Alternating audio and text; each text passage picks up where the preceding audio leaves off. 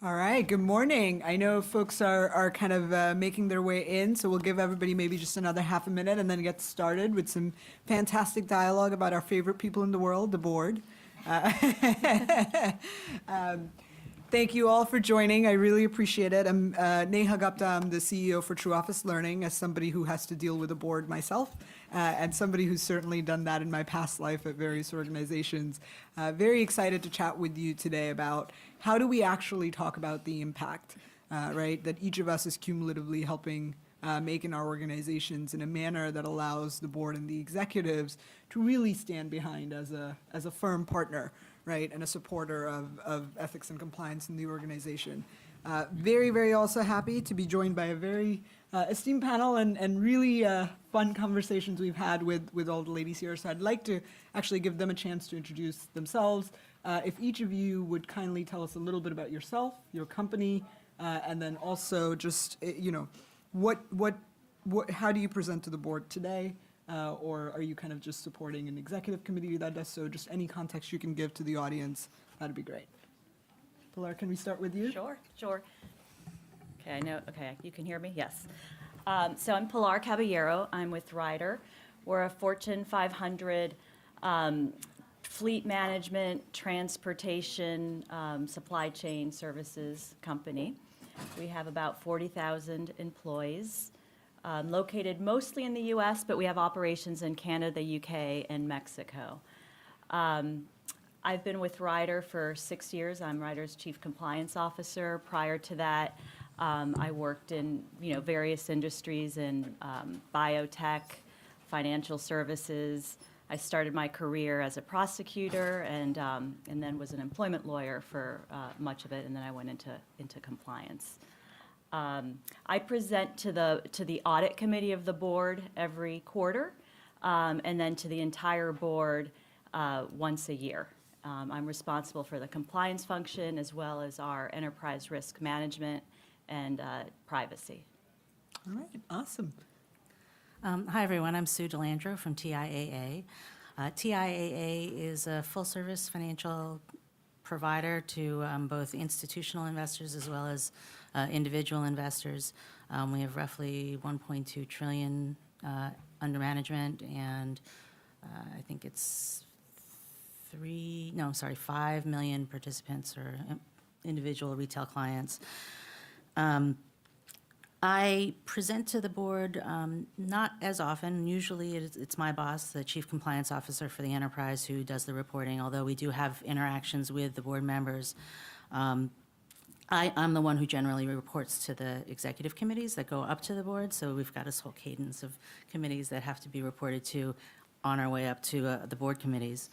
I've been at TIAA for 29 years. I've had a pretty wide and varied history with them, both client-facing as well as in government relations and lobbying, and now in compliance. All right, that's a pretty good understanding of the business then. Good morning, everyone. My name is Noreen Fierro. I am the Chief Ethics and Compliance Officer for Guardian Life. We are a Fortune 250 organization. We have about 30 million policyholders in both the individual and employee benefits space. And I joined the organization about 2.5 years ago. I was previously at another large insurance carrier for about 10 years.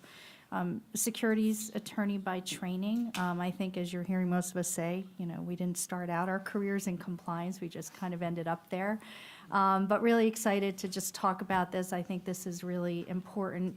I think the stature of compliance with our boards has really kind of risen, I would say, in the last probably 5 to 10 years.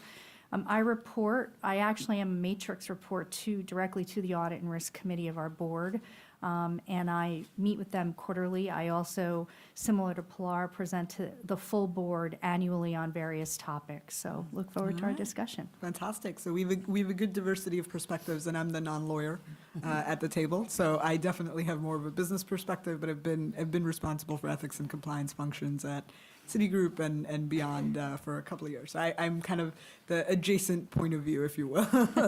So what we're going to try and focus today on, because I'm sure for most of you, right, the mechanics are certainly important, but what becomes the most meaningful dialogue, even as we all talked about it, was the content, right? What do you actually talk to them about? How do you talk about it?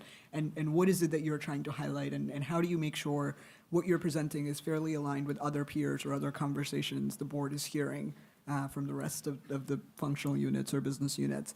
So just to quickly get mechanics out of the way, I guess one of the things maybe we can start with is just who determines agenda and duration. And I know in chatting with each of you, each of your boards has some favorite formats, if you will, that they'd like to look at, and there's some unique perspectives there. So maybe Sue, we can do a quick start with you, and then Sure. Yeah, so I think, we've been very lucky to have a very engaged board member who chairs the Risk and Compliance Committee for the board. And so she goes over all of our materials for every meeting with a fine-tooth comb. She provides recommendations in terms of what she thinks we should be doing or how we should be presenting the material to have the greatest impact. So that's been great to have her engagement. I do work with her separately on a number of other areas because our board also has compliance programs, and we manage those. We do have a fairly, I think, they like verbiage. They don't like, there are no slides that are provided to them, so we don't provide any PowerPoints. They have relatively few charts. amazed when I heard it, and that's I'm like the diverse set They- of perspectives. They It's like great. to read a lot, and we have started we're trying to move them towards paperless. So we have a board portal, we have iPads for everybody, and I think they still bring the binders, most of them. But we're going to try to get to a place where we can stop killing as many trees as we are. That's fantastic, right? Again, I wanted to just start with you because, right, normally in the world of visualization and all the data and the digitization we're talking about, it's important to remember that you may have some members of the board or your board in general that may have a slightly different preference. I know, Noreen, we were chatting about a very different view of the It's very lens true. So our board, every presentation is limited to no more than 10 slides. We do use, an electronic, filing board diligence, and all of our board members actually come with their iPads. I would say to their credit, they're more electronic than the people presenting to them who have papers in front of them all the time and our notes and everything. But in terms of agenda, our corporate secretary is actively involved in kind of helping set that up. But similar to Sue's point, we actually do meet in preparation with the chair of the Audit and Risk Committee. She will give suggestions, this is a meaty topic. I think we're going to want to go deeper on this. You might want to trim some of the agenda items if they're not urgent. We also have an approach where we'll do certain things that are just for informational purposes only, meaning there isn't going to be anybody sitting in front of them actually presenting on that, but available to answer questions if they have those questions. They're getting better with what I would call graphs and charts. And we're finding for some of the things that we like to present on, they're actually more impactful. So they are actually getting much more open to that. But it's a little bit of an evolution for all of us. So we're working through that. All right, awesome. Pilar, what about your board? So we're also electronic, but we do have materials, and we don't have a limit on the number of materials. Sometimes they'd like us to have a limit because some people end up putting so many things in the presentation. So we have to self-monitor that. My function, we get traditionally about 15 minutes at the committee meeting, depending on what's, that's the typical, depending on if there's some extra, more interesting topics, it will be, we'll have some more time. The chair of the audit committee, I do meet with him on the phone prior to the meeting, but my materials have already been submitted, so he doesn't have a lot of input as to what I'm presenting necessarily, but I will go over it, with him, and he might have some, interesting things. Oh, you should definitely bring that up at the audit committee. I think they want to hear that. That would be interesting. It's great to see that each of you has a little bit of this sort of internal champion, right, that can help guide and tailor the conversation to what's going to be most impactful. And I think that's one of the key takeaways, right, as each of you thinks about your own board conversations or your own executive conversations, who can be that person, right? That can be a voice of guidance or a sound check before you actually get into it.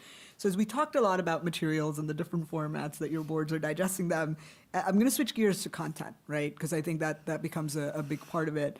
What are, most businesses that are talking to the board are presenting on not just here's what happened, but they're also presenting on here's what we think is going to happen, or here's how we're going to do certain things to change those outcomes, right?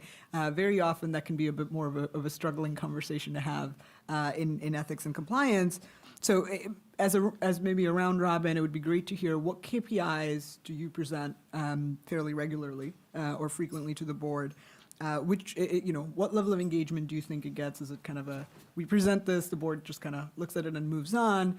And it'd be great to chat a little bit in the conversations we were even having offline of, are those KPIs sort of just descriptive of what has happened? Are they more diagnostic of, here's why this happened? Or are they really more predictive of saying, here's what we've learned from this and here's what we're doing sort of differently, or here's how we know there's going to be a problem? And I know there were some fun stories when we chatted about that. So Pilar, maybe we can start you off with a KPI and then we'll keep going. Sure. So one of the areas that we regularly report to the board on are the helpline or hotline statistics. And I've narrowed it down to about 7 to 8 slides. And it's always the same material, so they see the same graphs. And I do a lot of graphs because I think that's very helpful. And then I have like observations of, this is the takeaway that you should take away from this graph if you haven't taken it away. And I think that's helpful. And they like seeing the regularity of that. They like the cleanness of it, that it's not too much information, but enough that they have confidence that we're on it. I report things on, the amount of helpline complaints that we've received, the categories. I benchmark it compared to, where it is compared to other industries. So they kind of get a sense of, where is it, what does it look like? Sometimes I find benchmarks aren't that helpful because just because every other company is in this area does not mean it's best practice. So, for example, if you're getting more helpline complaints, maybe that's actually a good thing. And so you have to, also educate the board on, while we may be outside of benchmark, it's actually good because it's being progressive, and this is a good thing. But they like the regularity of that. So, on a kind of like a predictive story, we did have an area that had a significant volume increase over the year. And then we analyzed the cases for that particular region. Why was this happening? So we presented that to the board. That was something, hey, look, we are analyzing the data. This is interesting. We're on it. These are all the steps that we're taking. We're going to do some training. We're going to go there. We're going to talk to management. We're really working with management to figure out what's happening in this area. So that was one meeting. Then a few meetings later, we actually had a pretty significant issue occur in that area. And as a result, management acted swiftly. We, terminated the appropriate people. And that was actually a good story because they kind of already knew we were focusing in this area. And sure enough, we actually got a helpline complaint, a tip through through our process that then escalated something pretty significant that, we had to escalate. At the end of that presentation, the board said, that's a really good story because it shows that your system worked, that you were on it, you looked at it, and you actually took action. So I think, for me, it's helpful when you can kind of highlight some of these areas and you start getting confidence that, okay, you're on it. Yeah. So we're going to do a little bit of a stretching exercise this morning. How many people here use hotline or investigations data and what they report about it? Awesome. Everybody's hand went up, right? Kind of what we'd expect. And it's great to see that you guys have been able to use it to determine where to drive focus.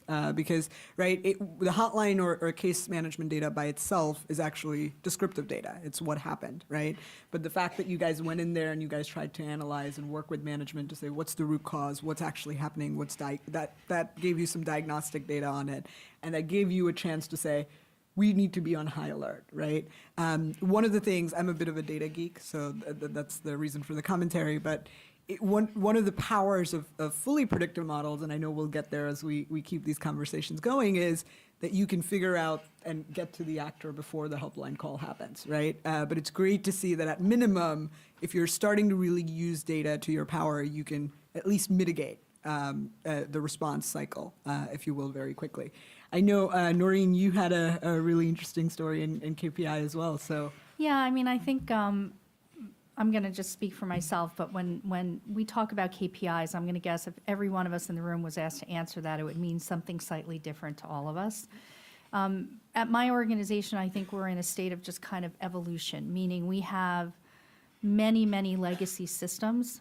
We have various areas that are being proactive. As a financial services company, we have to monitor for anti-money laundering risk. Like, we have a very good predictive system that overlays transactional activity. But we've not yet gotten to a point where we're connecting the dots. I think we are striving towards that. One thing that I've deployed with my board, because I agree, they are expecting us to be somewhat predictive. I had a senior executive, I asked him in front of my entire department, he was speaking as a keynote at one of my summits. I said, what do you need from us as a compliance function? And he said, I need you to be looking around the corner for me. And I thought it was a really great way to kind of just say, I need you to help me be predictive. So there's lots of ways to do that, right? You can do that through monitoring news articles, regulatory alerts, things that are coming out that impact your industry. But the other way that I think many of us overlook, and I found it to be very helpful, is to take lessons learned from similar companies in your industry who have gotten themselves in trouble and how that happened. There's a lot of information that gets published now that kind of does deep dives on how certain companies have gotten themselves in trouble, what worked, what didn't work.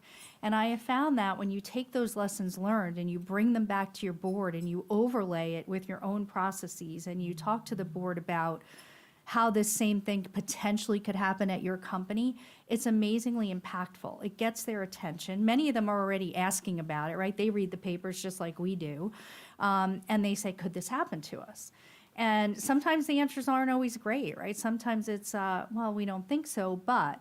And so we had a situation where we were doing a lessons learned and realized that our decentralized way of monitoring customer complaints was not giving us a profile around a predictive indicator. We were looking at the complaints very transactionally.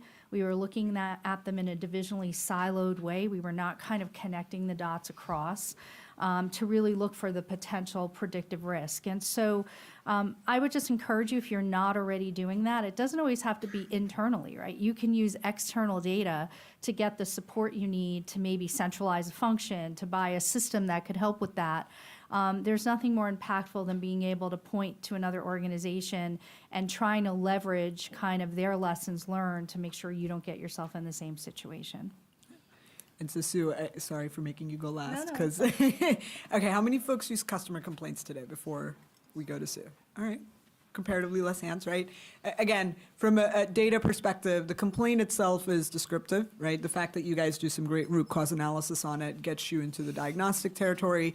And then if you're really saying, hey, why are there so many fires in this particular area, and using that to say, I need to go in and do a set of remediation tasks, as you were saying, right? You can actually get into mitigating that risk on a predictive manner, right? The interesting thing, and I think this is kind of what you're going to see as a theme kind of keep emerging, is the more data points you connect, the more robust your model gets, where maybe you don't have to deal with it after the fire happens. Maybe you can actually spot where the fire is going to happen, right? Mm-hmm. So what's a KPI that you guys use? So, we've started to do a shift where instead of having compliance just report on compliance risk, we're actually having the business leads report on compliance risk to the boards.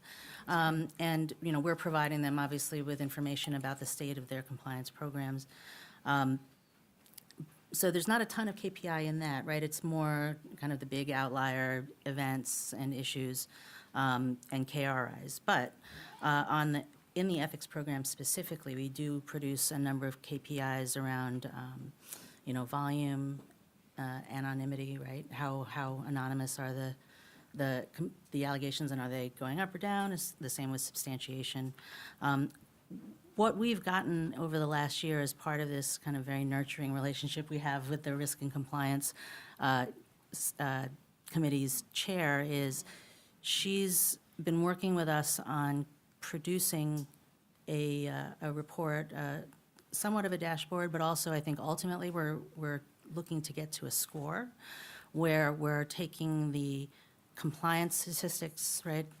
The things that are indicative around whether or not employees think highly of the compliance function, whether they are respectful of it, whether they actually would like to comply, right? So things like failures to pre-clear, late trainings, late certifications, those sorts of statistics.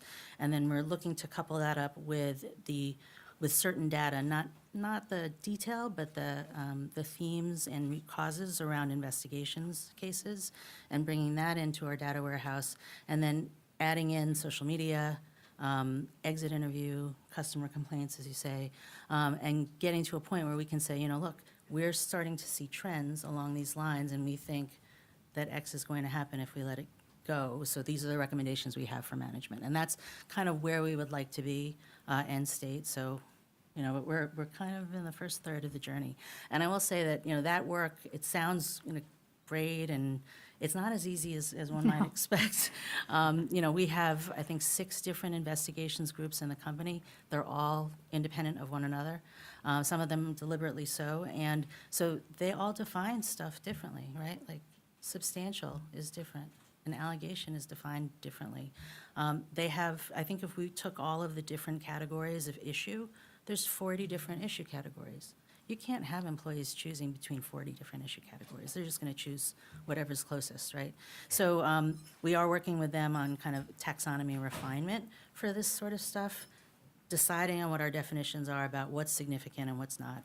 And then also making sure that we've got root causes and issues that everybody can use, and they all mean the same thing, so that we can bring them in and then start providing some real good predictive reporting. That's fabulous. How many people are trying to do some sort of centralization or standardization of taxonomy in their company? All right, very nice, about 20-25%. I'm going to actually, just to get some audience participation in as well, rather than continuing the round robin, what are some KPIs that we haven't talked about that you guys are using? We'd love to hear from you. Would anybody like to volunteer? Please. Disclosure information, great. And again, that's a very good one of who's chosen to raise their hand, right? You can also look at those for trends on, are people truly, how many of those, if you're leveraging, how many of those came in pre, or how many of those actually come in afterwards in an investigation, and then you realize they didn't? Provide more detail on what exactly you report on conflicts of interest, like what is of interest to your board? Well, we keep it really high level because this was actually the first year that we had rolled out a company-wide system. So this year we really have just reported the number, the completion percentage, Okay. and then the number of in each category. Okay. Yeah, no, that's really helpful. And Yeah. one of the Go ahead, I'm please. just wondering, do you have like a threshold or a benchmark that you consider to be a healthy range for your company based on? Well, like I said, this was the first year that we really did it, so honestly, we weren't really sure what to expect. So we really didn't pre-establish a range, but we were a little surprised at the volume that we got. That's usually the case. So I'll actually just, again, from the data geek side, and we spend a lot of my field of studies around org behavior, psychology, and benchmarking. Just be careful about trying to benchmark externally, right? Because when you think about something like a conflicts of interest disclosure, it's not that by default in your organization at any given point, this many people have to have a conflict, right? It really depends on what's going on in their lives, what's happening, what's actually changing. your policy may have changed if you became suddenly more restrictive.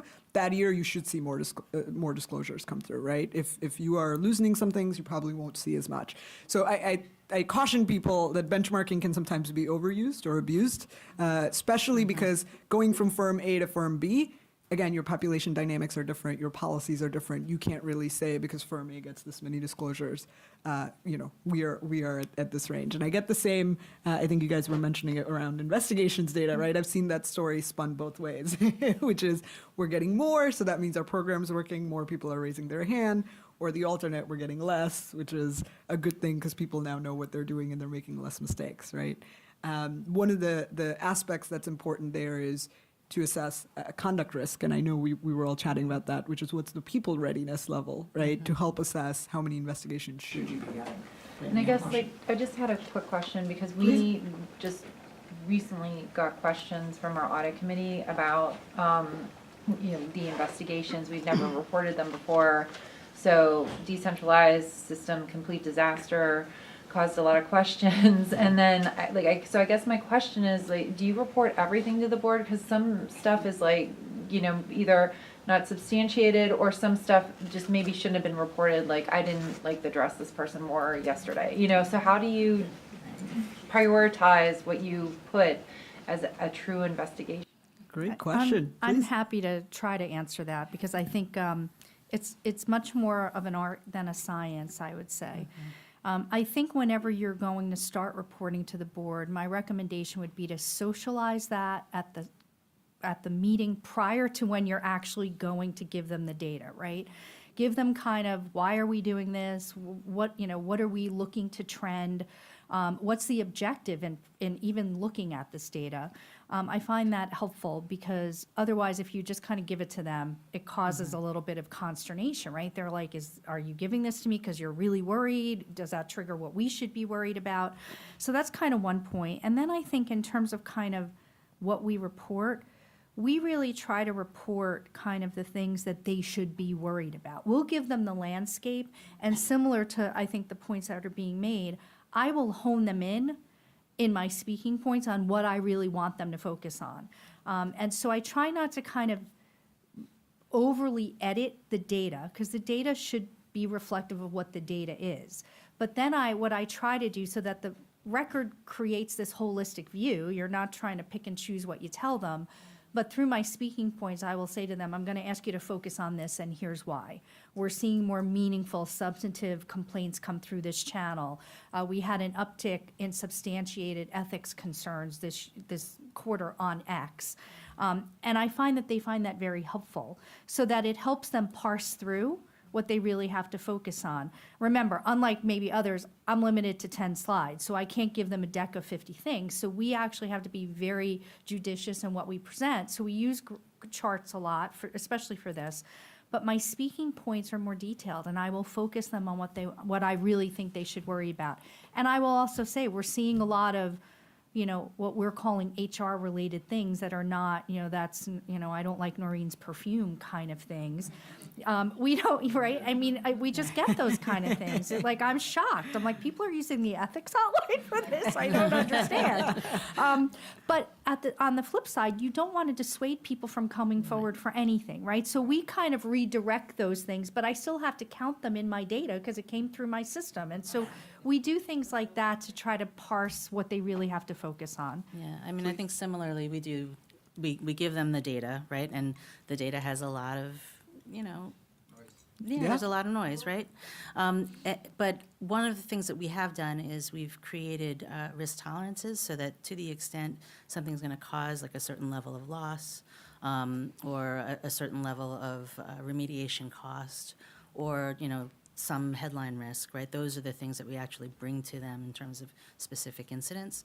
And then, the rest of it is really more of an assessment of, are we better off than we were last quarter, worse off than we were last quarter? How do we stack up against other companies in this regard?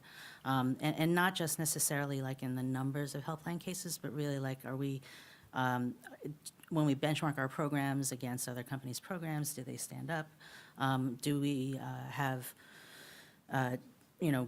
any violations that are out there in the media, and, so those are the sorts of things that we're, trying to make sure that they're focusing their time on. I think we have, yeah. We have a couple of questions, so Yes, maybe we'll please. go 1, 2, and 3, if that's okay? I have, on the total number of reports and reporting them, and, I think even the noise gives you some business intelligence. So it's number one, telling you they're aware of the hotline, which is a good thing, and any report is a good report. But I think it's also telling you that maybe there needs to be some more communication from HR in that perspective, because why are they going to the hotline Sure. and not someone else? So I think it's all business intelligence at some level. And then to go back to your other point, another KPI that we report is, in addition to survey data, which I think is testing our, and exit interviews, which I think are testing our program effectiveness, we also do what I call maturity assessment, where we're testing program implementation. So we report to the board on those metrics. And is that how smoothly the program was implemented? Like, as it implemented on time or implemented to No, standard? or- they go in and they test each, because we're all over the world Yeah. and in different locations, so they test in every location, are all the policies uploaded to the internet and accessible by the employees in that site? Are the appropriate communications being done? What is the training completion rates? What are are all the COIs, what's the COI completion rate? So they're testing every little aspect of the program. It's like 250 questions. They do that every 3 years. So one thing it tells us, is, are we getting better at implementation? Is every single site fully implemented? So Got it.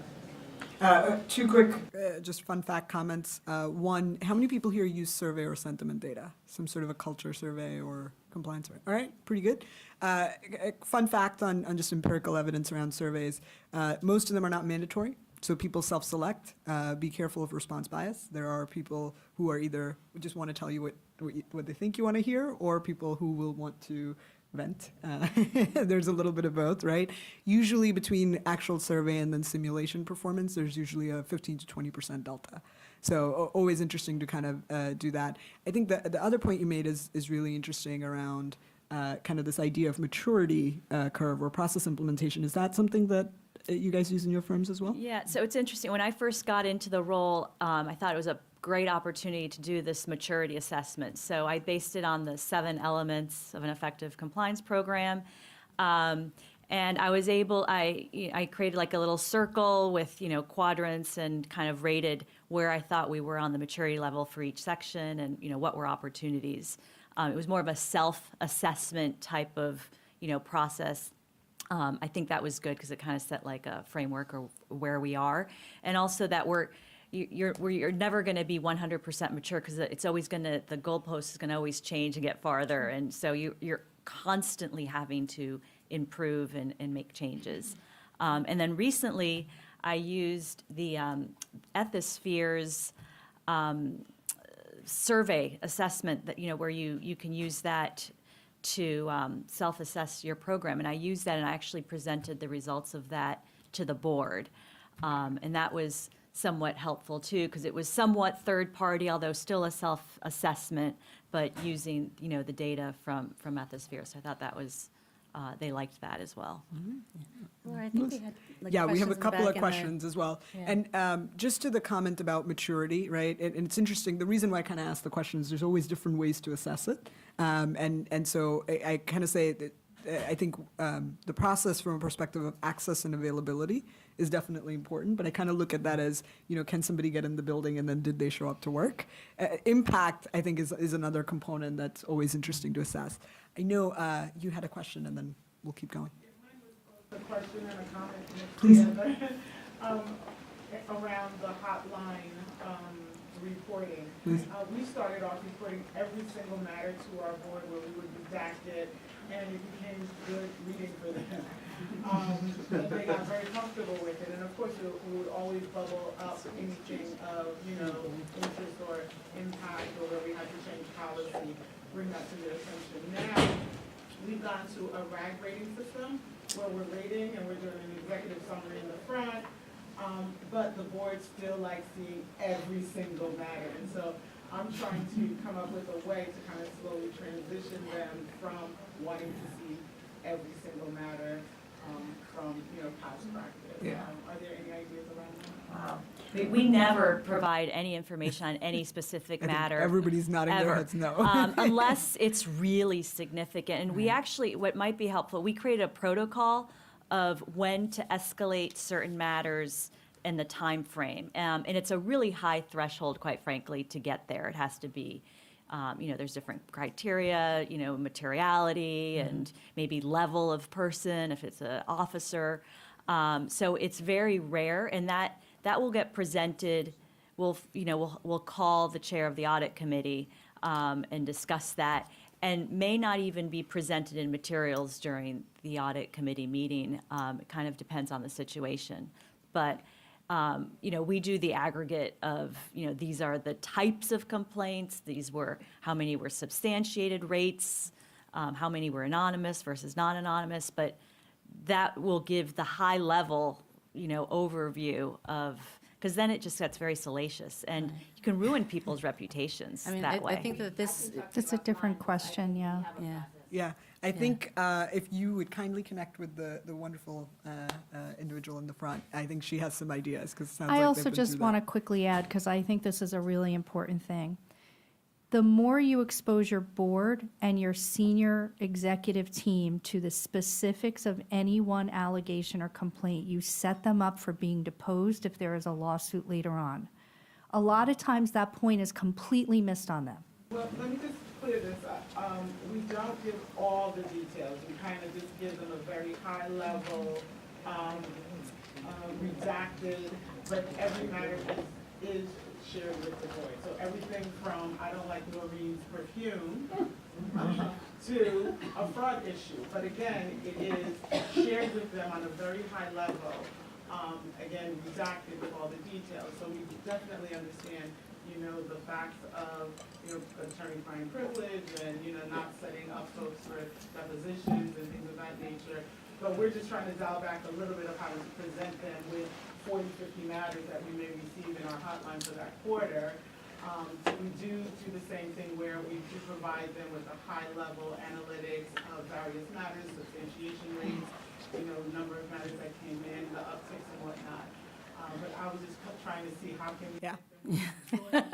I have a feeling we're going to make a meaningful Yeah. connection in Yes, this panel yes. before that's. I think that this is an example completely of be very careful about what you show to your boards, because once having shown it, you may have to show it forevermore. So I know you had a question. I want to just make sure that I'm respectful, and then I'll cut over as well. Yeah, mine's kind of quick, kind of talking about hotline statistics, and mostly curious, has anybody found a way to show meaningful data on inquiries or questions? So we use it mostly as like a helpline too, and I think a lot of people use that now too. So they're not necessarily incidents all the time, or they're, not something that you can really say that you prevented by them asking. But we track, every question or anything that we're helping out with. But is anybody using inquiries or questions that come in through your helpline as meaningful data for either like your compliance team or board? Show of hands, how many folks are using helpline or just questions data to see how inquisitive people? Okay, all right, you definitely have some supporters. There are some systematized ways to do that as well, because there are certain organizations that are using chatbots to actually do some of that helpline stuff and also sort of segment volume. So there are definitely, I think, some ways to do that. I know you had a question as well, please. I'm wondering how much you're leading your board in terms of what they need to know as part of their oversight responsibilities versus them telling you what they want. This issue of impact, I have a sense that some board members don't understand that that's what they need to be focusing on. And so the kind of business as usual, how many complaints, things like that are just taken, okay, that's what we're doing. And more DOJ and everyone's making really clear that they really need to understand whether or not what we're doing is working. And so I'm sort of thinking about whether and how to let my board know. And so I'm wondering about your experience or any takeaways on that topic. It seems our board members are subscribed to lots of publications that say, what should board members know?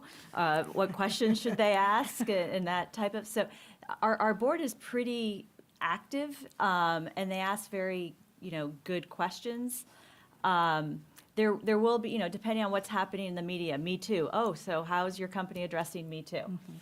So there will be that type of, how's your company dealing with this issue? Reactive questioning, right? Yeah, and we try to be proactive as well. Hey, this is what's coming up next, the California Data Privacy Act. I'm going to get them ready. It's coming down, the pipeline. So it's a bit, kind of both ways. There's definitely a dialogue. You don't want to give too much because, again, you want to get it to their level and just, what really is important. But we work, together, and we have to use our kind of expertise to determine, hey, what should they be looking at? The one thing I might suggest, because I think Sue picked up on, espoused this as well. If you don't sit with someone from your committees on your board to kind of talk through what the agenda should look like, it's hard to get a sense of what they really might want to hear about, right? So we're all obligated to try to, talk to them about the new regulation that's going to be hugely impactful, about issues we may be seeing. But they often, and I agree, have their own ideas of what they would like. And so I think this partnership and this kind of sponsorship, even to have a prep call to say, here's what we're thinking, is there anything we haven't thought about that you would like to hear about? I think just having that is good governance in and of itself, because it makes it really a collaborative effort, right? It's not us just kind of editing what we think they want to hear. They actually have a voice in it, and I think that's always helpful too. Yeah, and if you want to chat a little bit about impact, there are some interesting things that some organizations have seen do in actually shifting the dialogue from presenting the pieces separately to actually bringing them together. So happy to share that offline. Please. Just a question, do you have a template? I mean, it seems, I know that we've kind of got a template that we use on a, twice a year meeting with the audit committee. So, talk about like framing the discussion, right? So you're not reinventing your topics, every time you're going in front of the audit committee or the board, right? And one piece that we have consistently reported on is training, right? So the maturity of the training program, increases in completions across the globe, and the board's very interested in that, and that helps to also show the progress and maturity of the overall compliance program. So interested in your thoughts on that. I definitely use templates for, so that there is that consistency, but, things change, and so I will slowly add some, different component to it, or maybe take this one out because I think it's better suited. But I tried very much to stick with this template. They read it, and they say, look, we don't want you to go slide by slide. We've read your slides. We want you to tell us, what's important, what's the highlights, and have a discussion. Yeah. Our corporate secretary provides us with templates. I think we're in a unique situation maybe because it's so much verbiage. It gives you maybe a little bit more freedom to cover things that you wouldn't ordinarily. So I think that there is a benefit to having it all kind of look the same, feel the same, be at the same level. But otherwise we kind of judge it and see what we think needs to be there. But that's what I mean by template's content, right? Right. So you're reporting on similar Right. topics, right? Yeah. Right. And Vina, you had a question as well. I've been in the CCO role for 2 years, and the conversation has drastically changed for my board. Their board members, for other companies, obviously, whatever they see in the news. And so they are very honed in on harassment, and not just sexual harassment. It started with sexual harassment. They wanted the detailed, granular statistics and what we're doing. And now they ask us about what they term as near misses. So if your substantiation rate is 40%, so, they'll play out the scenario of, oh, okay, so that means a reporter, if they ever got hold of that data, could say, you don't believe 6 out of 10 women. Theoretically. This is kind of the thinking. And so the question is, what do you do with what your investigators can't prove? Because there's a lot of credibility of witnesses in some cases versus documentation, right? And what do you do with, not substantiated, but do you take actions when you think something's there? You can't discipline, but what do you do? And have you had those questions? How do you deal with it? We get those questions a lot. I think the scariest part about data, in my opinion, is if you don't overlay it with context, it's just a bunch of data. And it's either going to lead people to mistakenly believe there's a bigger problem than there is, or conversely, maybe not pick up on kind of the more nuanced cultural issues you might be dealing with that data is not going to tell you in just its vacuum. And so what we're trying to do, a lot of the, some harassment stuff comes through the ethics hotline, some goes to, we have a hotline just for HR issues, some people use that. We're now kind of bringing that together for the first time to actually start to look holistically. What we try to identify from the data is, do we have pockets of cultural issues? Do we have managerial ineffectiveness issues because people are just not realizing that what they're doing can be viewed to be harassment? Do they need to be trained more? Is it truly a disciplinary issue? And obviously the facts are going to drive some of that, but the trending that you can pull from the data is where I think you can start to poke and parse out whether you have those broader, more nuanced issues that the data alone is not necessarily just going to tell you on its face. And so when you have a board that's saying you have 40%, my obligation, I believe, is to say, this is what I think that means right now. That doesn't mean next quarter I'm not coming to tell you something different, but right now we've looked. We're not seeing anything that's systemic. We're not seeing anything that points to something that could be indicative of a broader issue. And I think it's up to us to really kind of almost interpret what those things mean, because we're looking more holistically. But it's a little bit of a slippery slope, right? We all want to use data. We all want to use automation. Everybody gets the import of that. But if you're not digging into the stuff the data on its face is not going to tell you to really try to interpret what it might mean, I think you're doing yourself and your role on your board a disservice. Yeah. One of the other things for near misses that we've seen a lot of organizations do with success is actually take some proactive steps that help get them another layer of data, right? Or another layer of information or validation that, hey, whatever didn't pan out in investigations is actually showing in other ways as well. I know there's been a question in the back for a while, sorry. I'm just curious about, we have a large organization, we centralize investigations. So we report violations of our code of conduct across all of that. We also report on our confidential line intake and substantiation rate. So I'm curious, when you're talking about what you're reporting up to the board, are you reporting kind of all the reports that come in across the organization? Are you reporting just your confidential line data? What's behind that? So we combine it all, and then we look at trend lines to see if there's anything that we can identify. Because I think you have to be very careful to put it in the right context, as you say, right? Because, there's a fair number of cases that come in that you just can't prove, right? You don't have enough information. And even in those anonymous cases, it's actually harder to prove in some cases, right? Because they may not give you enough information. It's very difficult to go back to that person to try to get them to give that to you. So, we do provide all of it, but we do it letting them know that it's not necessarily meaningful in the way that they might think. I think there was a question there, and then here, please. This kind of plays off the question just asked. You mentioned about reporting hotline data, but then there are other complaints that come in. Hotline is getting, what, 10%, 30% of the information altogether. Is your board asking for the more complete picture of what they're getting, and how are you meeting those requests? Yeah, so what we're doing is, so we have our hotline or helpline. HR also has another line. We've made an arrangement where if there's certain types of allegations that come in through the HR, they'll refer it to us. So retaliation, things that are part of our code, they get referred to us so that we have this consistency to how it's investigated. Because the concern is, we know how we manage substantiation rates and all of that, how it's investigated through the helpline. But if it's through other mechanisms, your data now could be shifted because maybe they're not substantiating the way we would. Mm-hmm. So to try to ensure a bit more of a consistency with these certain types of complaints, we've said, okay, we're going to bring them into our universe. We're going to, so that we have that consistency. But it is a challenge. And that's something that, I don't know if we have perfect yet, and we're trying to determine, they're trying to use the same standards, but then there's people that just go directly to HR. And there's been a reluctance from HR, the field people, to input that information.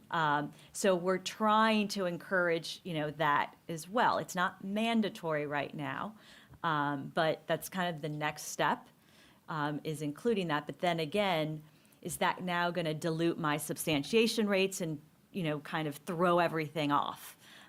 Because, it's been managed so well. So it's definitely something you have to try to determine. I want that, and I want to report on that.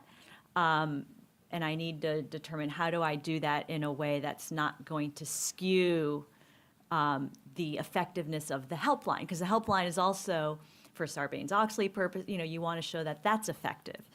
So you kind of have to, I'm trying to determine, do I do 2 sets of datas on, the helpline, and then something maybe more inclusive?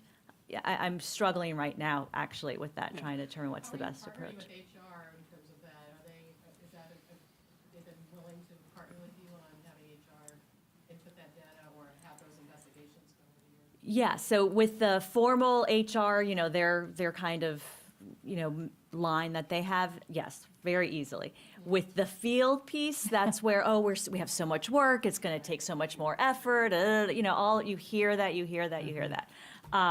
So I'm, quite frankly, I could mandate it, but it's just, I'm trying to do it in a way that it's collaborative and we kind of, everyone gets on the same page. But it's coming. One of the things that may help in that collaboration is if you can identify some of the meaningful insight that you may have that helps them inform their programs, you suddenly get, it's a little bit of horse trading, but it can get you a little bit farther than not. I know, did you have a comment or question? I have a question. How open are you to constrain the complaints as to the information that comes through you? For example, if you have a complaint, you have to be specific on who, what, and when.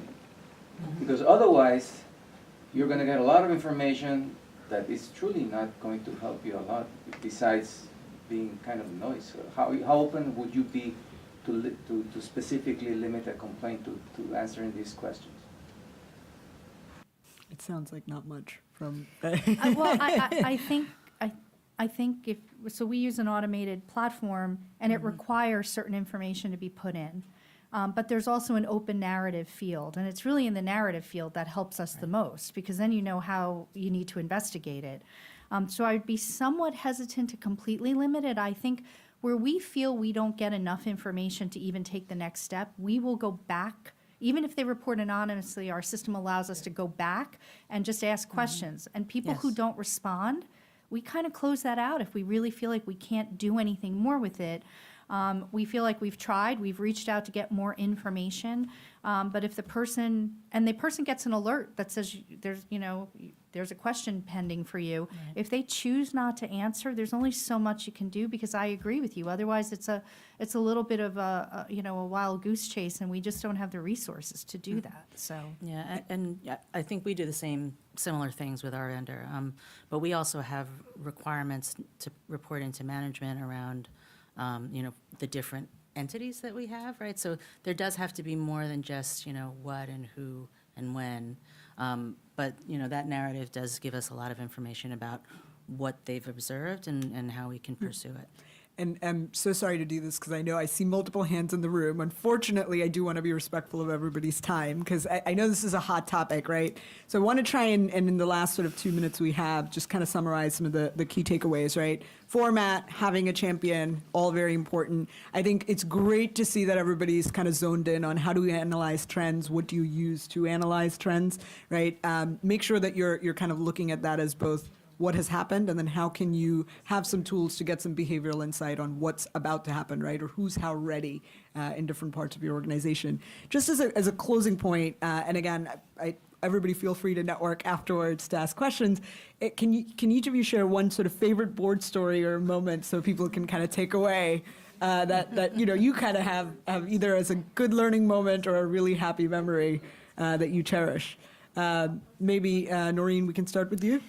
Sure. So for me, I've only been at my organization 2.5 years, but the most eye-opening conversation I had was I was there about 3 months, and my board expected me to come in with my unvarnished assessment of my program. and what I was going to need from them to help build it out. And it really kind of set the dynamic we continue to have, which is very much collaborative and candid.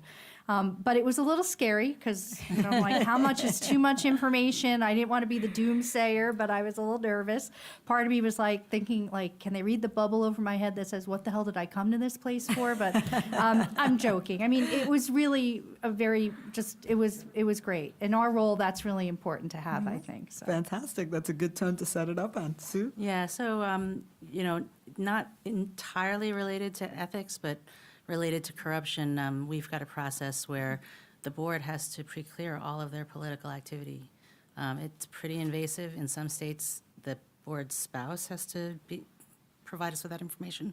And so doing that presentation to them, I have to say, could have gone in a bunch of different bad places. And our board, I have to give them a lot of credit. They really did want to do kind of the absolute right thing. There was not a single bit of, pushback. And I think that a lot of us kind of anticipate something that may not actually be the case. And so, I think you should just go in and do what you need to do. And if you're honest and candid and frank, they're going to appreciate that. All right, awesome. So I shared my initial story about I had predicted, this great thing, and, then, 2 meetings later it happened. They were congratulating me, oh, that's a great story. And I said, and I was thinking, this is not good, because I told them, this is not the end. I think there's going to be more to come. And sure enough, more has come. So that was like the other good piece of advice is don't celebrate, over-celebrate, because when you do that, then, it's going to get even, I wanted to set the expectation, like, this is not cured, like, there's more going to happen, there's more to come here. So that was thank goodness I said that. Well, thank you all for your perspective, and thank you to the audience for participating. Thank you. We really appreciate it.